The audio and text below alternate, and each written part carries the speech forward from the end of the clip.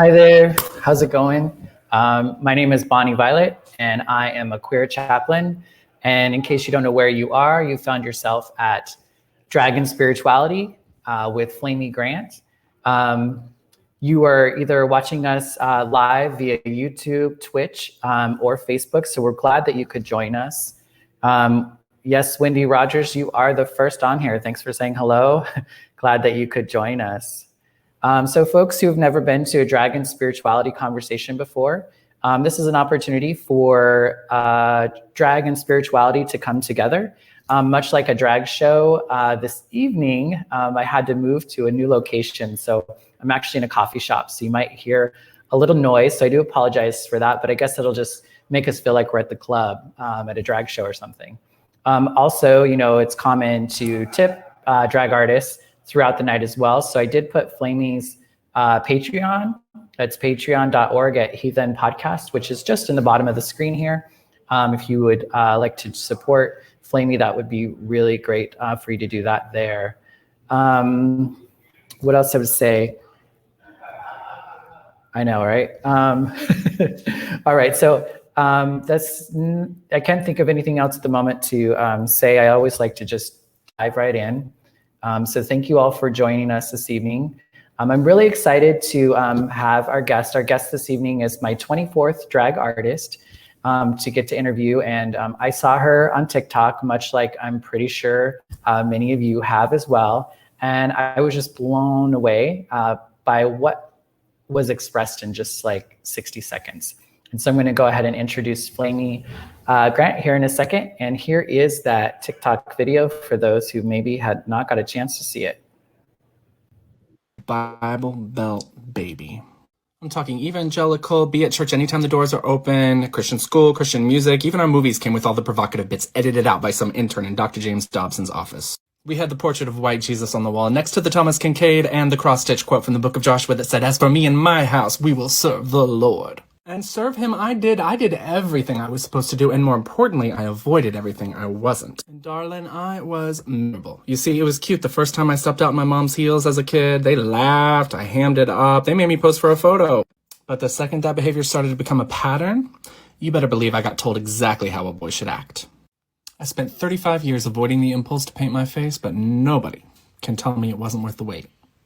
Baby, it might take you half a lifetime or more, but when you finally realize that the deepest truth of the divine is that you are meant to be happy in the here and now, well, I can't wait to see what you make of your second act. Hi, Flamy. Hi, Bonnie. How are you? I'm good. So glad that you could join me this evening. I'm delighted to be here. I'm honored to be here. 24th guest. You've been doing this. This is amazing. Yes, number 24. I was so happy when you actually returned the direct message and was like, yeah, I would love to do it. Of course, yeah. So I do like to, like to just kind of get right into things. I'm not really good at foreplay. So I'd love to hear a little bit about little Flamy, like life before Flamy as a little one, and kind of tell us a little bit about yourself as a child. Absolutely. Well, it's been interesting. The more I've been doing drag, and I've only been doing it for a little over a year, maybe almost a year and a half now. But the more memories of me as a child have come flooding back, where I remember myself poking around in my mom's makeup cabinet, or trying on her high heels or a big skirt. I remember she had this one green skirt that was just ruffled, and I would pull it up to under my armpits, and it would still drag on the floor, and I would just twirl and twirl and twirl. And so I started out a very, I think, flamboyant little kid. And then as as would happen in a lot of Southern evangelical fundamentalist homes, the one I grew up in. I think once my parents and my community saw that some of these things were legitimate, they really got shut down. And we started getting a lot of definitions of what it was to be what a Christian looked like. And none of that involved anything that you for you today. So I real quickly kind of learned that pursuing these things that make me so happy. And Hmm. um, so I didn't for about 30 years. I didn't. I just kind of turned off all of those interests and inclinations and instincts, and said, "All right, I will do what I have to do to fit in." I very much wanted to be a good boy, a good kid, and um, I was very good at being a good kid. I was good at rule following. I was good at least presenting to everyone that I was a just model student, model son, um, model churchgoer, all the things. And I just kind of was the golden boy of my Hmm. little community. And yeah, I always sang. I always had a little bit of a theatrical bent. I did theater in middle school, high school, college kind of thing. But other than that, I really tried to downplay all of the anything that would have been deemed feminine, effeminate, or just not appropriate for a Hmm. good old boy growing up in Western North Carolina, where I grew up. Right. So, yeah. And did you in private, did you still kind of explore some of that stuff, or was it just completely just gone for a while? It was gone. It was just very, very gone. And I turned my energy to other things. I think music was Hmm. always my one big outlet that I could just fall back into, and that's where it was okay to have a little bit of passion and a little bit of, especially in church. You could sing a song about the Lord and have a little, you know, something behind it that just in everyday normal life would have probably been frowned upon. But no, I kind of let it all go by the wayside and tried to. I'm a really good compartmentalizer. I can really like cram a lot of shit into a bottle and tuck that away. I'm good at tucking a Hmm. lot of things, but I can tuck Right. that bottle away and and not have to look at it for a long time until some sort of personal crisis, emotional crisis happens, and then I'm like, where are all these bottles coming from? And time to Right. uncork and figure it all out. But yeah. Yeah. So you had a great experience with the church growing up? Um, yes and no. So great in that it was our entire world. So I went to a uh the type of church I grew up in is called Plymouth Brethren. It's a sect. It's very small. My sister calls it a cult. I'm almost there. I'm almost to the point where I'm like, you know, hindsight is 2020. I'm like, we were kind of in it there's no leadership in the church that I grew up in other than a board of elders. So there's no staff, no one gets paid, no pastor. It's just people coming together, uh, 5 days a week for various purposes. You have Wednesday night prayer meeting and Saturday morning men's prayer breakfast and Tuesday night Awana clubs and Friday night missions, and of course, three services on Sunday.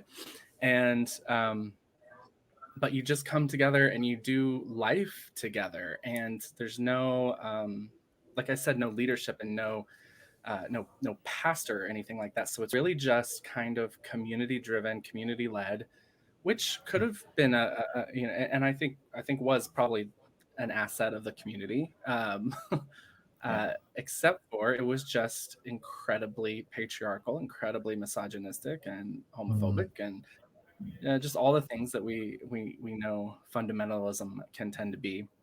Yeah. And so on the one hand, I grew up feeling like I was part of something and deeply connected and had a place in a community that I liked. There were a lot of kids my age growing up with me, and there wasn't a lot to dislike. We were rewarded for all of the indoctrination. So like we got Right.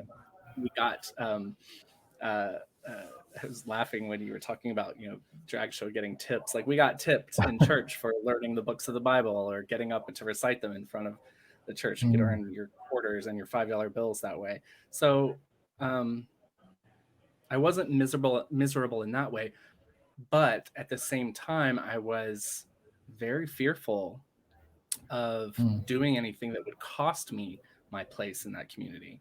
Yeah. And the just the rules and regulations were a lot. Yeah. There's a lot. Just everything from the creed we had to believe, the doctrines we had to sign on to the way we had to live and behave in the world. And I mean, this is nothing new to anyone who's grown up in any kind of, any religion really, but especially fundamentalist religions. But ours, I feel like, was maybe a step beyond, and it was especially hard for women. Women could not speak; they weren't permitted to use their voices during actual designated church services. So during fellowship and in between and that kind of thing, of course, they could socialize and interact, but they were never permitted to speak in a church service. They had to cover their hair, like a verse in Corinthians, like one little throwaway comment about a woman's hair is her glory and should be covered in the presence of the Lord, kind of thing. So they would wear these little crocheted doilies that the ladies of the church would make, and so it was especially tough, I think, for women and female identifying people growing up in that world. And it was tough for anyone who was queer, which I did finally realize about myself. And Right. that was my greatest internal struggle and fear, and was that was gonna ultimately cost me my place in my community. Yeah, it can be so difficult because those communities can feel so loving, and like when you're a part of it, when you're able to do everything right or whatever, it's like such a great place to land. But yeah, as soon as you do something different, when did you start to, I guess, when did that difference, if you will, start to percolate a little bit more within you? Does that make sense? Yeah, like my queerness, right? Is that yeah, like when did you kind of start to realize that? Oh, it was probably Mr. Sugg, our PE teacher in elementary school. No, I did recognize from a super young age that, that I was queer in the classic sense of the word. That there was something that set me apart from particularly the other boys. I was never interested in the things that most of the boys wanted to do. I remember Car and Driver magazine was just a huge thing in elementary school and middle school. And I don't know why that was such a huge thing at my school. I went to a Christian school that our library had Car and Driver magazines everywhere. And that was what on lunchtimes, anyway, the boys would get all the Car and Driver magazines and talk about cars. And I would just be like, isn't there anyone here who wants to talk about, literally anything else? Amy Grant. Right. Can we talk about Amy Grant's newest album? Like, right. So I think. Did you find yourself hanging with the girls then a little bit more, or? Yes, for sure.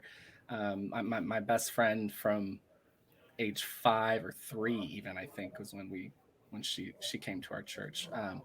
But like from age 3 until we went to the same college together, so a couple years into college, was a girl. And we, yes, I found like total refuge in that friendship. And it was great because she played piano and I started writing song lyrics. So we became a little, we had our little music thing happening. And so we got to do that a lot in church, perform our own songs. And we were constantly at each other's homes, and yeah, it was great. It was great to have a friend that I didn't have to put on a whole lot of airs with. I mean, I never came out to her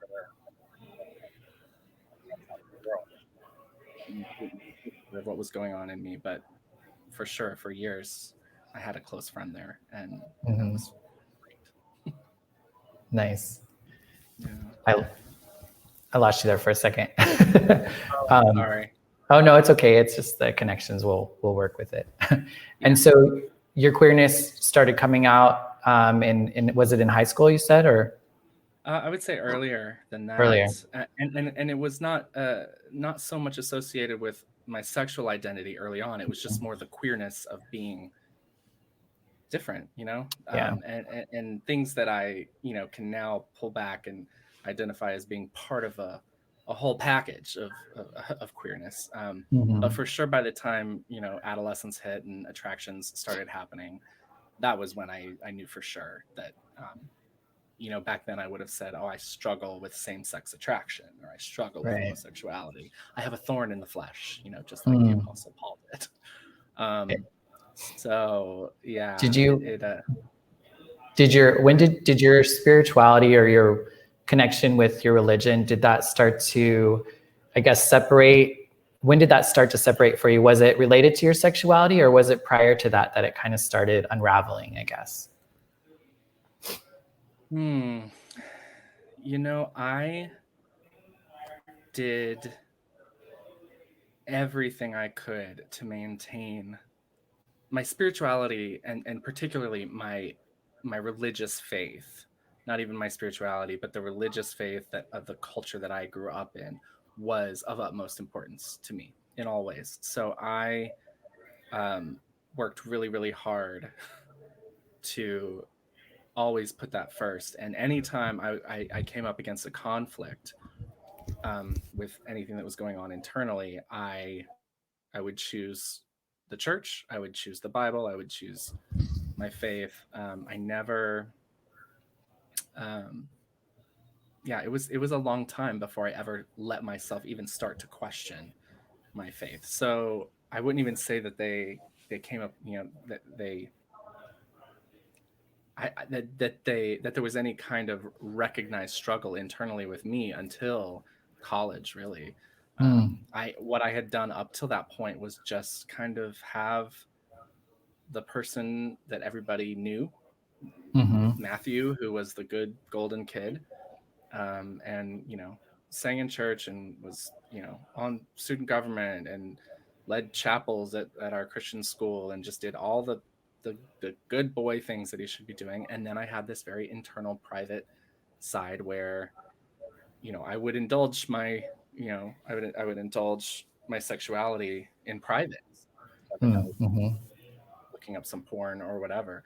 But I would always, the guilt around having that secret second life was so intense and so overwhelming. And you know, I remember writing so many songs about repentance and the need to get right with God again because I screwed up yet again. And so I was just in this cycle of what I perceived to be sin at the time, and then needing to be redeemed, always back and forth. And it's a little exhausting to go through that daily. Yeah. Unfortunately, I think a lot of us can relate to that experience. So when you went to college, were you studying, like what were you studying? Everything. I changed my major so many times. I mean, I went to a little Presbyterian school in Tennessee. And so, you know, still in the same kind of fundamentalist Southern Bible Belt vein, but even at a little small Presbyterian school, you're going to have a much more diverse experience than you are when you're just in your family's cultural bubble and, you know, literally don't know anyone who doesn't believe almost exactly the same way you do. So it was interesting to be in school and like where I worked with the ESL department for a little while, just meeting people from around the world who, you know, did not line up with American evangelicalism at all in any way. And then just meeting people from other faith traditions, other Christian traditions, and you know, some students who, God forbid, at our Christian school, you know, weren't even all that Christian. Like just they landed there for all kinds of different reasons. And so that was the first time I ever had a my eyes opened to the fact that not everyone around me who doesn't believe the same things is a terrible pagan, as I had been taught to believe, or a terrible heathen. That was the whole reason my podcast is called Heathen, is because that was just the word my mom used growing up all the time. Anything that felt outside of our religious cultural experience, oh, that's heathen. Those heathens, you know. Right. So I had Yeah. to reclaim that word a little bit. Yeah, for sure. And so you brought up I know the Heathen podcast comes a little bit further down the road. Yeah, much later. Yeah. So I guess so after college, what'd you do?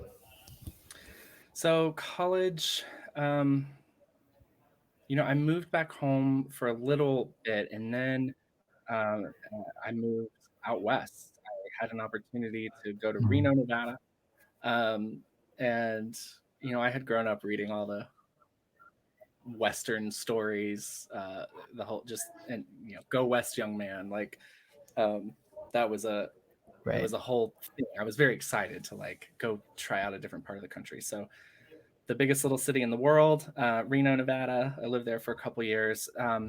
I got involved in a church there, a big mega church.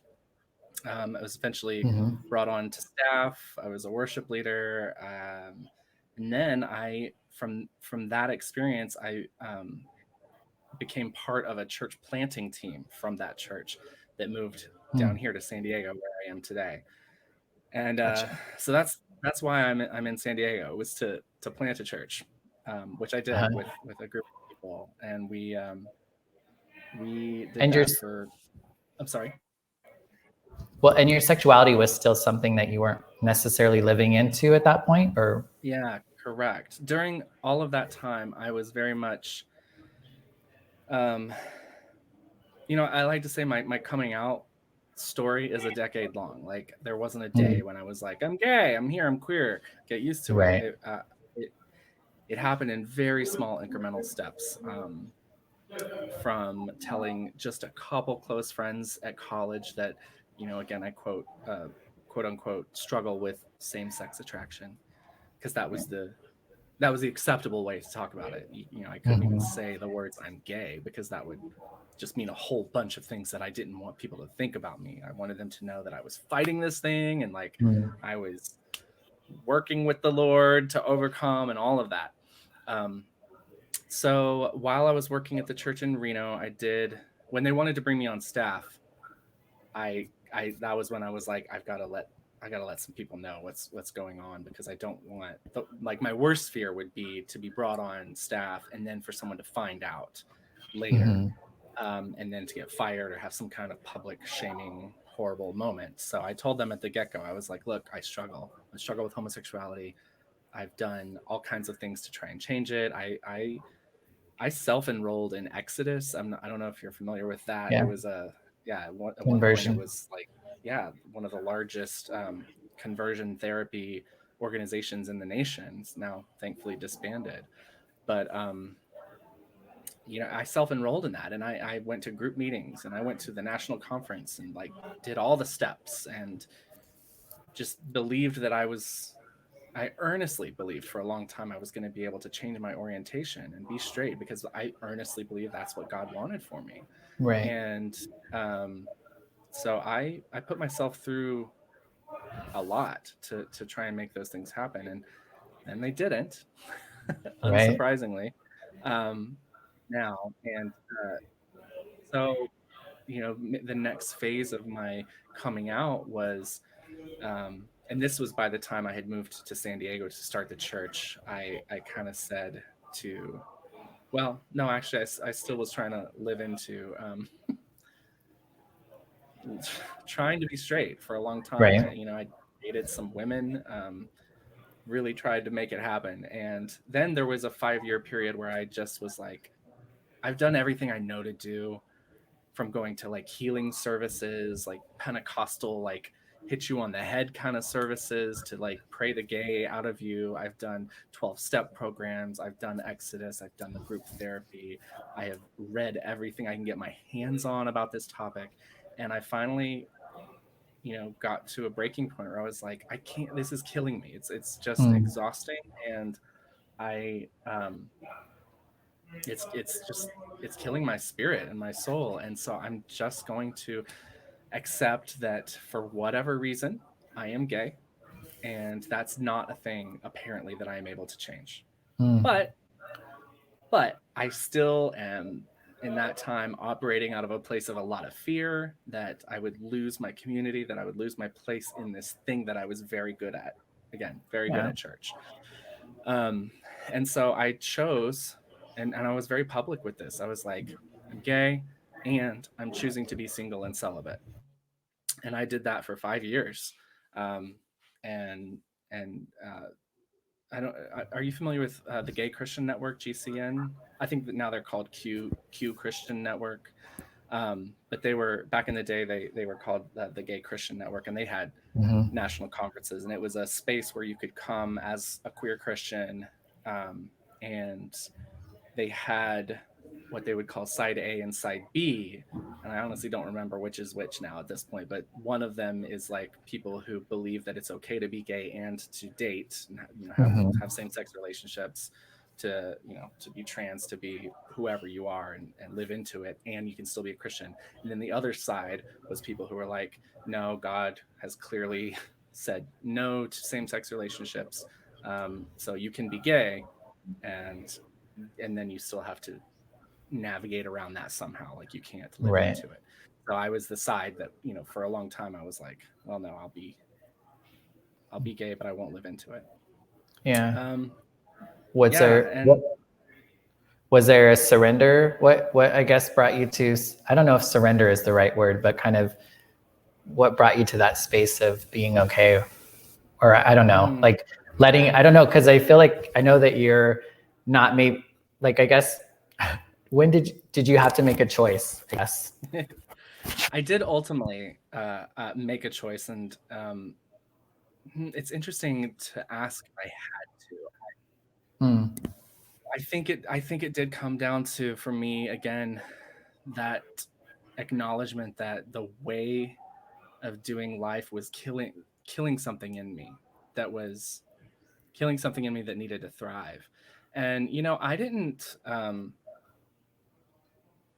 I did all the research around the theological arguments, and talked myself into believing that actually the Bible has been misinterpreted and the clobber passages are not actually clobbering queer people as we understand queer people today.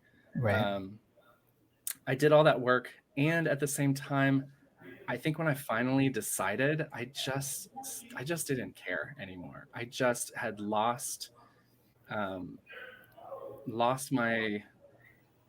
of respect over the years for both the institution of church, and even lost respect for the Bible, and at the bare minimum, at least how it had been used. But I think honestly for the Bible itself. And so I had kind of reached a point where my faith had degraded to the point where, when I finally was like, I'm suffocating and I want to be happy, I didn't really need to do a lot of personal mental gymnastics with my faith anymore, because it had just kind of like, I don't want to say completely died or shriveled up, but it was so damaged that oh, hi Anissa, hi Wendy. I'm sorry, I'm seeing these some of these comments come through now. My faith had just reached a point where it was, how I talked about it used to be just the most elevated thing in my whole life, and the thing I would always put the priority on, and just, I think over time it was so painful and it hurt so much in so many ways that I stopped giving it that power. And by the time I decided, I was 28 when I had my first boyfriend, and at that point I didn't feel like I was betraying God in any way, and I didn't feel like I was sinning or any of that. All of that guilt stuff, I think, had just turned. I had so much anger around it, to be honest. I was just so angry at all the hurt for so long that I was happy to just kind of give a big middle finger to all of it and say, nope, I'm turning around and I'm just going to live the life that I want to live now, instead of the one that I've been told to live for my whole life. Yeah. How did you address that, or how did you cope with that anger? Or is it still there? I was just about to say, how am I still coping with that anger? Right. It is still there. And I think you've probably seen some of it in the TikTok videos. It's an undercurrent, you know, I think, to all of the work I do now. I'm a very justice oriented person. Like, it pains me to see injustice in the world, and I think once I came out and started making queer friends and started finding other people, you know, a lot of people I grew up with who were queer, and, you know, we just didn't know that about each other because we were all so desperately trying to hide it. Once I saw the impact it was having on this broad group of people, and that we were a broad group of people, you know, I didn't feel so more like I was the only person in the world who, you know, was attracted to, the only boy in the world who was attracted to men. It just started to burn in me, just this like righteous anger, like, for how for all the pain that people have gone through, and all the people I met at those Exodus conferences, and the people in my group therapy sessions, and the tears we would shed in front of each other when we were trying to talk our way out of who we were. Right. Yeah, just it's still one of the things that drives me, my anger, and I'm not, you know, I'm definitely one of the people who believe that our emotions all exist for a reason, and I believe that we have to do well at managing our emotions. I'm not always the best. I'm not always perfect at managing my emotions, but I do try to use my anger in ways that are constructive, and you know, if anything, make sure that I'm using it to fight for justice, and to stand up for people who've been hurt. So, and like, not to be rude to a lady, but how old are you now? I'm 38 years old. Okay, so you've 38 years young. Yeah, I've been, you know, for a full decade now. healing. I'm married now. I got married a year and a half ago, and Congratulations. thank you very much. You know, my name's Flamy Grant. Sometimes I like to refer to my husband as Vince Thrill, just so that we both have a fun little tongue-in-cheeky drag name. Right. But yeah, it's been a decade of discovering myself, like coming back to that boy, that little Matthew we were talking about, the boy who loved colors, like all these bright colors. You know, obviously I've found a way to nurture that child and bring that child to life in the person I am today. And I've just tried to pour my energy into making space for people to feel whole, feel fully accepted, you know, truly belong, not just fit in, but truly belong. And so, you know, I do that through the podcast we've already mentioned. I do that now through drag. It's interesting. My drag was very much my own little private, personal thing that I just, you know, I got hooked on Drag Race a few years ago.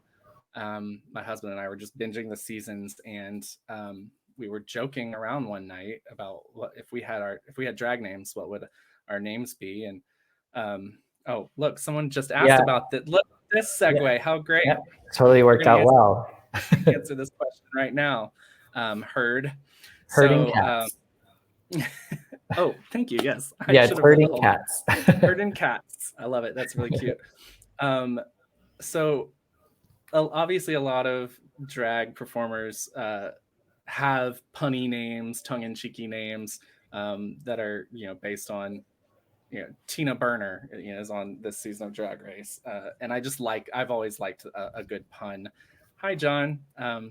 Good to see you here.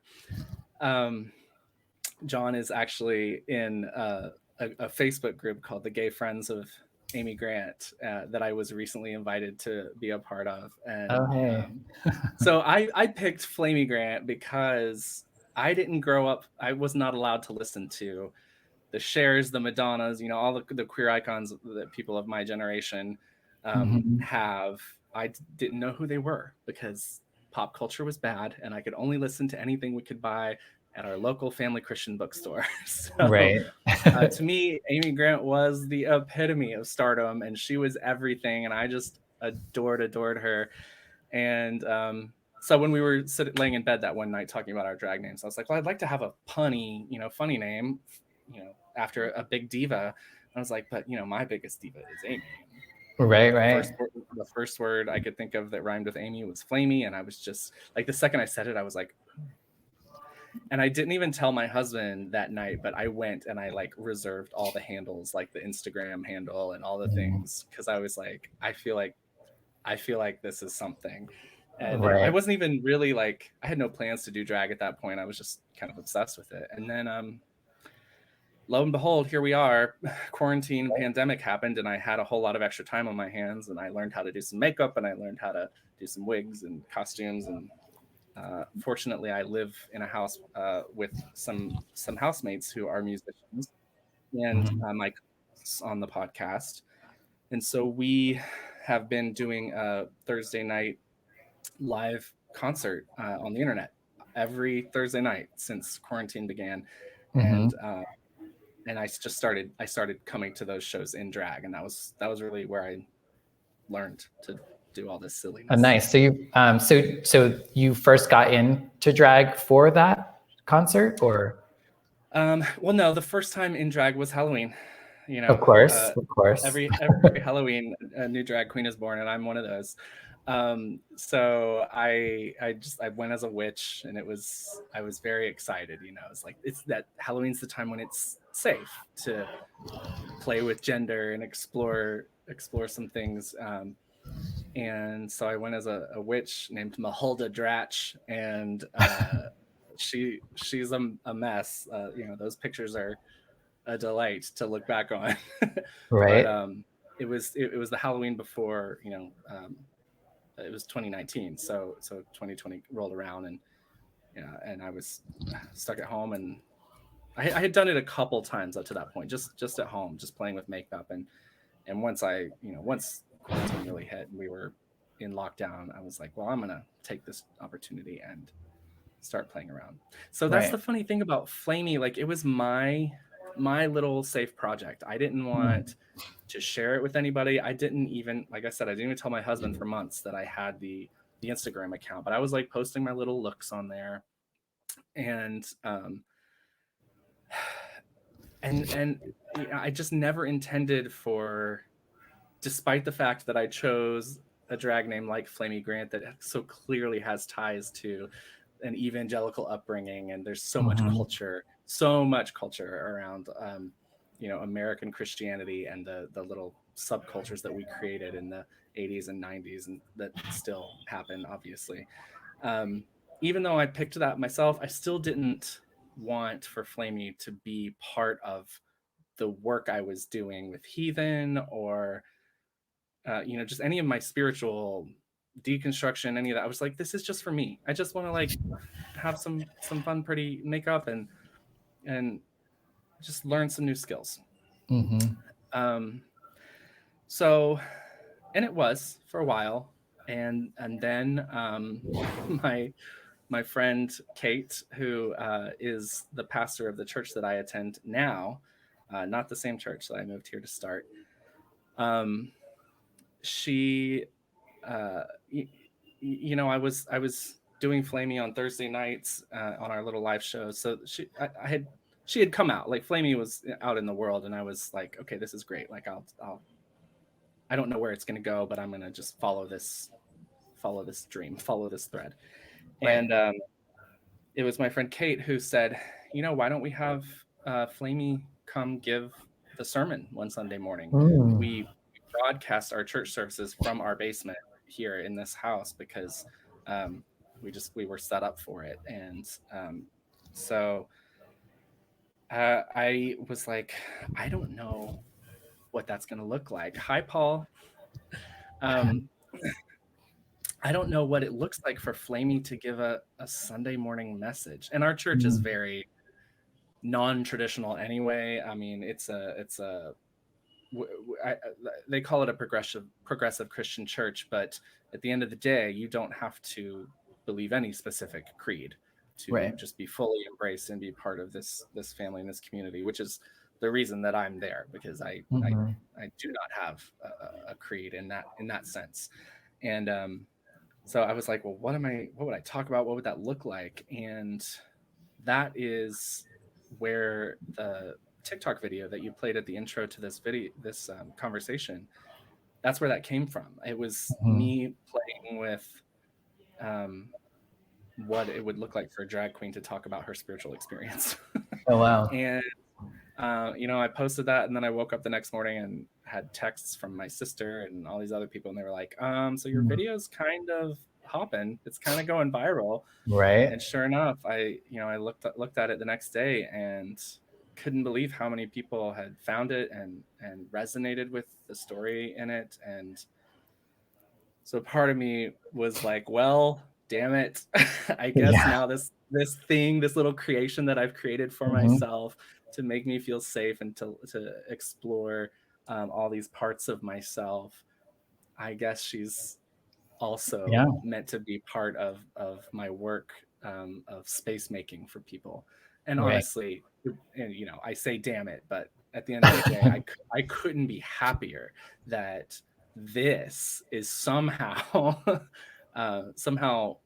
speaks to people and reaches people in a way that my favorite comment that people tend to leave over and over again is, I feel safe or I feel seen when I watch this video. And that just like breaks me down to my core, because if there's anything I could do with my life, it's just to make safe spaces and help people feel seen and help people feel whole and loved. Like, I love that. So the fact that drag is such a powerful thing. It is so surprising to me how much other people are impacted by drag. Yeah. You must know about it. I mean, like pulling all these queens together to have these kinds of conversations. I'm sure you witness it on the regular. Like it's wild. I don't think I really foresaw the overlap of the spiritual journeys that we're all on, and how it really into this, like, whether it's performance or whether it's, part of an identity and how we're exploring our gender and all these things. There is so much overlap, and it's beautiful. It's fabulous. Yeah. And that's kind of like the process that you went through, which I would say is like integrating your spirituality into your drag. Like, that's kind of what I'm hoping to do when I interview, because some of the folks that I interview, they don't identify with any spirituality. They don't have any religion. They maybe haven't had an experience, or they did. And so it's just about trying to weave it or integrate it a little bit into their narrative. So that's kind of what my hope is to create an opportunity for people to start to become more integrated and more whole, I guess, to pull that part out of the closet, if you will, and like have it meet with something else that I think is really there and had been there all along. We just hadn't like noticed it, I think. Here. That is. And I think it's powerful when you can claim it, when you can say, no, this is spiritual shit. Because as queer folks, we're told God hates us. We're not allowed to have spirituality. We're of the devil. We're like, whatever, these sorts of things are told to us. And so then we find other ways, I think, to get life and to get our spirit lifted. And that's the club, that's the music, that's the clothes, and that's spiritual shit. you know, but we don't call it that, but it's a big part of it. So much. Yes. It's, like Rob Bell says, everything is spiritual. And I love that we can talk about like a euphoria, a high that we might have at the club, or even like, you know, on substances of different totally. types and kinds of things. And then, and talk about the like church experiences that we had that were same difference, like same experience, like chemicals in our body reacting to sounds and sights, and the emotions that would rise up at church. Like it's so great to be able to, well, yeah, you said it best, just reclaiming all of this experience and saying, no, it's spiritual too. It matters on a spiritual level just as much as it matters, you know, as for entertainment value, and for, which is not, that's not nothing. Like entertainment is important and great and wonderful. But also don't sleep on the fact that, you know, this wig can also help me have some kind of euphoric spiritual experience as well. What has been most helpful to you through this process? Like, where do you get your support? Or is it all you, girl? No, I'm not an island. No, I'm just trying to sort the list, I guess, in my head. Because, you know, I've mentioned my housemates who are my podcast co-hosts, and now, you know, my musician friends, now that we've been in quarantine. That's for sure just my small little community of people who help me put on the podcast, who do the Thursday night shows with us, which they're like cover concerts. Like we pick a theme, and then we pick a bunch of songs that fit in the theme, and we sing them and then talk. But even that becomes its own very spiritual experience, because we'll have wild conversations on Thursday nights with the people in the comments, just kind of like what we're doing right now. Some of the people, Wendy and Paul, some of the people in the room, Anissa and Vicky, they all come to that as well. So they know what I'm talking about. But so yeah, just the people in my close little vicinity are a huge help to me. Just as a human, but then also spiritually. My family, my siblings in particular, are everything to me. I don't have the best relationship with all of my family members, so the ones that I feel connected with, and who do, you know, embrace me and accept me fully as I am, like those relationships just matter so much to me. You know, it's our chosen family, and then the family that we grew up with, that we're able to like have on our side. Those things matter. Has there anything that Flamy has brought out of you? Like, have you noticed how I guess your non-Flamy self has Flamy impacted him? You're impacted. I'm sorry. Do you have your pronouns? I didn't even ask. Outside of drag. I forgot to ask you your pronouns as well. I'm he, him, or she, her, either. Either side. So I guess how has Flamy affected your him? Yeah, in huge ways. You know, I like I said, I started this as this very private little experience, and it was fascinating how quickly I started wearing makeup to work. Not you know, what we're looking at today, but just, you know, a little eyeshadow, a little liner, some lip color every now and then, and so that was a direct result of playing with drag and realizing that I like this more than just for its ability to entertain or to take a pretty picture for my drag account. Like there's that the instincts that young Matthew had playing in his mom's makeup, like those things are still in me, and we're awakening again after 30 years of being dormant and corked and bottled up. So I mean, it's a sorry. No, I was gonna say I identify as polygender, right? Did that come before Flamy, or did you No. learn that through Flamy? It's actually really recent that I've finally kind of found that word and feel like it fits my experience. So Flamy, I would say, is the only reason I have started to explore my own gender identity. You know, we talked about coming out, but for me, that was very much my sexual identity, like identifying as gay. Like that took me a really long time just to get my head around that. And now here I am, you know, 38, and I'm like, oh, like I may not simply be like boy, male, like that. Right. There may be more to me Mm-hmm. than just that one gender expression that was the one I had to live into growing up, or I would have been, you know, punished, exiled, all kinds of things. So now that I'm at a place where I have the freedom and, you know, suddenly the ability to explore it in new ways because of Flamy, it's like Mm-hmm. opened the floodgates, and I'm just like, yeah, I've past few months I've been on just a little rampage of absorbing anything I can learn about gender, and I love that term polygender just for the simple fact that I can just, you know, if somebody asks about me, I can just say I'm a lot. I'm Right. just a lot. Multiple, you know, poly just means many. It just means multiple. And that was a thing about me that was always hard for my community to swallow, was that I'm a lot, right? Like Right. um, a lot of I think a lot of people are told you're or the fear that they grow up with is I'm not enough. And Right. mine was the opposite. It was I'm too much and people can't handle me, and I just better tone it all down and turn it down so that I will fit in and not Yeah. scare people away and not be, you know, just if I want to have friends, I got to tone it down.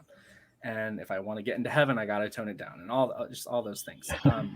So it's been wonderful to just like throw on some glitter and then be like, you know what, not enough, it's not enough glitter, I need more, like, and Right. just go as big as my spirit, you know, has always wanted to, with all of these the ways to express myself Mm-hmm. in all these genders, and I just love it. Yeah, I'm a lot and I love it.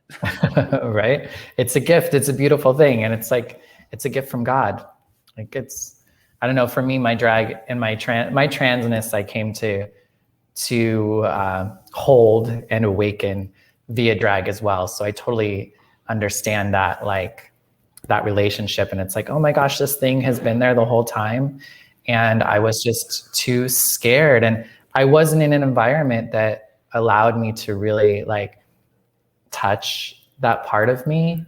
And so it's been great to kind of find myself in a place in which I can touch those parts of myself. And for me, my like seeking God or seeking some sort of the divine, like I feel like it's the divine in me. Like my drag is an expression of the divine within me. Like it's totally spiritual. That's it. It's just all spiritual. But I love it so much. Was it a much later in life experience for you too, discovering that about yourself? yeah, I just started doing drag about 3 years ago. So it's fairly new. I even actually started interviewing drag artists about their spirituality before I started doing drag. But Wow. I had done drag when I was like 20, and I had a really hard time with it because I just was starting to identify as a gay male at that time and coming out.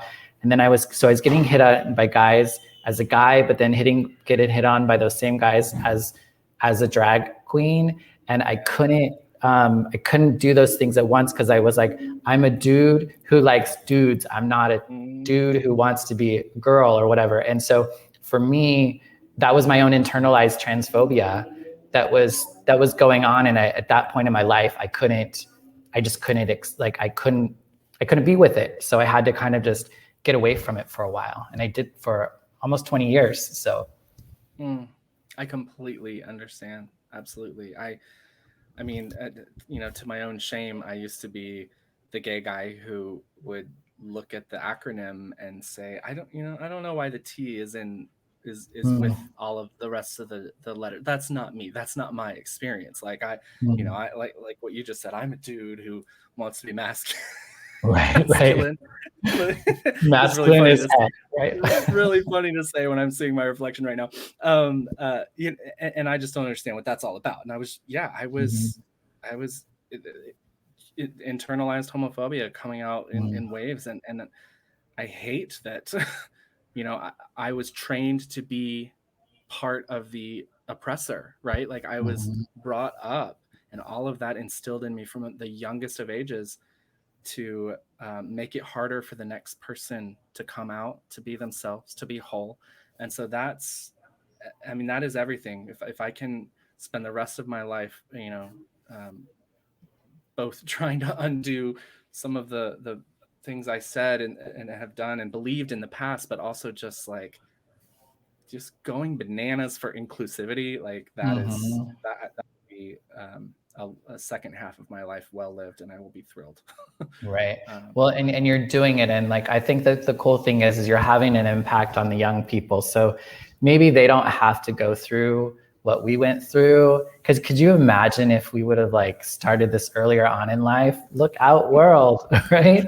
I've said this so many times. I'm like, I could have like been the young drag queen doing splits and, you know, like death drops, and I could have done all this shit, but now I'm just like my knee hurts and I'm not right.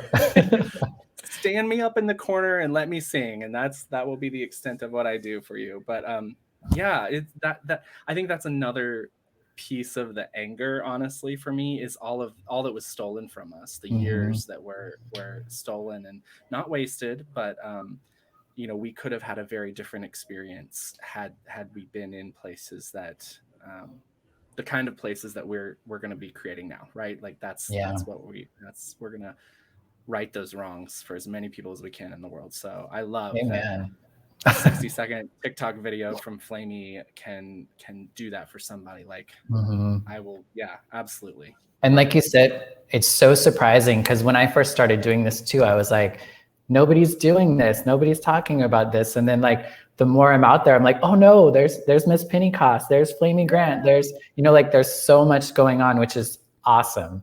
See, because you know, we can feel like we're just so alone, or we're such mavericks, maybe even. Yeah.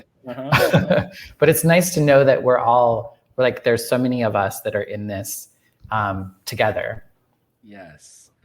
It's like how the whole word deconstruction has like become this buzzword in the past year. I'm just like, when I started deconstructing, we didn't know, we weren't going to call it deconstruction. We didn't know what that was. Like, right. I was an apostate. That was what I was. I was like leaving the faith. And hi, Bridget. That's my coworker. Nice. And yeah, I love that there's so many people who are here doing the work, making the space for people and sharing their stories, because that's what we weren't allowed to do for so long. We just weren't allowed to have a story. Right. Herdine Katz for you says, let your resentments fuel your art. Right? Amen. It's a good way to channel it. So yeah, absolutely. We're coming up right at like the last, we're actually right at an hour. So is there anything that you would like, where do you see Flamy? What's next for Flamy, and how can folks get connected with you? Awesome. Well, I hope that what will be next for Flamy will be, oh, thank you, Jimmy. That's beautiful. Says we're both doing amazing work, not just for those of us who have similar stories, but to the rest of the world, to share in your journey and understand different paths in spirituality. That's what it's all about. That's right. What I hope is next for Flamy is some actual live in-person performances. Like, I haven't been able to do that as Flamy yet, because like as I said, this is a thing I discovered during quarantine and really put together during this past year of pandemic. So as things are, you know, finally reopening, I've had a couple conversations with a couple queens here in San Diego about some opportunities. So I really hope that soon I will, you know, be able to sing a Amy Grant cover on stage in front of actual humans. Yes. I want a ticket. Absolutely. I'll have to come down to Southern California and check it out. Yes. And vice versa. I have friends in the Bay Area too. So let's hang out. Let's be real life friends. I love it. Yeah, that would be great. Yeah. So that would be lovely. And other than that, yeah, I'm just going to keep, we have the podcast. I have my little social media accounts. I'm going to keep plugging away and exploring who this flamy side of me is and sharing that with people, because it's just been a great way to connect with folks. So I'm at Flamy Grant at all the places. TikTok is where I'm probably the most active, and Instagram. I'm also on Twitter and Facebook, but I just don't do those two as much. And where can folks hear your podcast? Yeah, the podcast is at heathenpodcast.com. And we're currently in our 5th season. We've got over 60 interviews that we've done since 2017 with people specifically about their stories of deconstruction or of leaving their faith of some sort, and then what they found on the other side. Whether that was reconstruction or just something else entirely. And we just talk across the spectrum, talk to scientists, talk to atheists, talk to people who are still church leaders, and just anybody who will come on a show called Heathen. Right. It's hard to let people get past that. But yeah, it's so, I realized that too when I called myself a queer chaplain. It's like, queer is kind of a bad word for some people, but yeah, I guess that's not my audience. I totally hear you. Yeah, it's there are a lot. I think older generations, especially, queer was used to be very harmful to them, and whereas younger generations have really done the reclaiming thing with that word and said, yeah, you know what, we are queer, we are different from you, and that's not bad. So we're going to just take that term. Great. Thank you very much. Exactly. Yeah, it's amazing actually that we're queer. So I guess we do have to say goodbye because we are at over an hour, but I really appreciate, I know, right? I really appreciate you joining us. And thanks for everyone who joined us tonight. Thanks for the love as well, April. We love you too. This will live. So you can watch this. If you're just getting here, I know some folks just arrived. If you want to watch from the beginning, you can find it on Facebook, YouTube, and or Twitch at A Queer Chaplain, also on Flamy Grant's socials. And then you can also listen to it on a podcast, probably by tomorrow at A Queer Chaplain. I don't do a lot of editing yet because she's just a one-girl show. So everything's raw and unedited, but it's there. So check it out. I really appreciate everyone who tonight, and I wanted to join on. I think I'm starting to